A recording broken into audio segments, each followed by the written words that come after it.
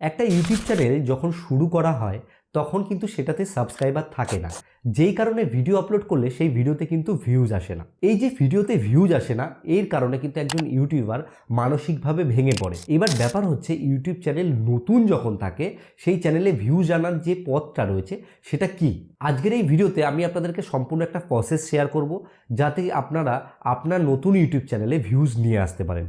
আপনার যদি সাবস্ক্রাইবার সংখ্যা শূন্যও থাকে তাহলেও আপনি কিন্তু ভিউজ আনতে পারবেন। অলরেডি এই বিষয় নিয়ে অনেক ভিডিও কিন্তু আপনি ইউটিউবে পেয়ে যাবেন।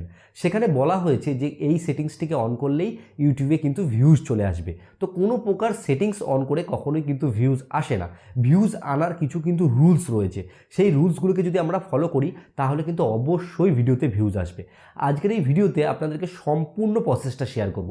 এর জন্য অনুরোধ করব ভিডিওটা সম্পূর্ণ আপনারা দেখুন, এখান থেকে কিন্তু আপনারা একটু হলেও কিছু জানতে পারবেন। তো হ্যালো বন্ধুরা, আপনারা দেখছেন all Bangla tips YouTube channel. আমি আপনাদের সঙ্গে রয়েছি বাবন। তো আসুন বেশি দেরি না করে আজকের ভিডিওটি শুরু করি। সবার আগে আমাদের একটা জিনিস জানতে হবে, সেটা হচ্ছে ইউটিউবের ভিডিওতে ভিউজ কিভাবে আসে।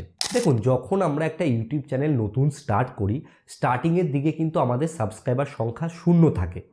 এবার আমরা কি করি, যে ভিডিও আপলোড করি চ্যানেলে, একটা দুটো তিনটে এরকম করে ভিডিও আপলোড করা স্টার্ট করি। শুরুর দিকে আমরা যখন ভিডিও আপলোড করি, আপলোড করার পরে সেটাকে পাবলিশ করার পরে আমরা কিন্তু ভিউজ একদম পাই না। তখন কি করি, সেই ভিডিওগুলোকে আমাদের যেসব রিলেটিভ রয়েছে, বন্ধুবান্ধব রয়েছে, তাদেরকে শেয়ার করি যে দেখ, আমি একটা ইউটিউব চ্যানেল খুলেছি, আমি এই টাইপের ভিডিও তৈরি করছি, তোরা চাইলে দেখতে পারিস। সেখান থেকে কিছু সংখ্যক যারা আমাদেরকে ভালোবাসে তারা আমাদের ভিডিও দেখে এবং চ্যানেলটিকে সাবস্ক্রাইব করে। এরকম করে যখন আমরা প্রতিনিয়ত কাজ করা স্টার্ট করি, একটা সময় গিয়ে কিছুদিন পর, এক সপ্তাহ বা 2 সপ্তাহ পরে কিন্তু চ্যানেলে 100 থেকে 150 সাবস্ক্রাইবার পরিচিত এদিক ওদিক করে হয়ে যায়। এই যে 1 থেকে 150 সাবস্ক্রাইবার আমাদের তৈরি হলো, এই সাবস্ক্রাইবারটাকেই কিন্তু কাজে লাগাতে হয় স্টার্টিংয়ের দিকে। কিভাবে কাজে লাগাতে হয়, যে দেখুন, 100 জন যে আপনাকে সাবস্ক্রাইব করলো তারা কিন্তু প্রত্যেকে ইউটিউবে অ্যাক্টিভ। এবার আগে যে ভিডিওগুলো আপনি তৈরি করেছেন সেগুলোতে ভিউজের আশা করলে কিন্তু হবে না। এখন নতুন আপনি যে ভিডিওটা তৈরি করবেন সেটাতে আপনাকে ভিউজের প্ল্যান করতে হবে। কি করতে হবে, আপনাকে কন্টেন্ট তৈরি করা স্টার্ট করে দিতে হবে। মানে আপনি আজকে ভিডিও দিলেন, এরপর থেকে আপনি কিন্তু সেই ভিডিওটাকে দেওয়ার পরে শেয়ার করবেন না। আপনি ভিডিওটা আজকে আপলোড করলেন, আবার কালকে আপলোড করলেন, পরশু আপলোড করলেন।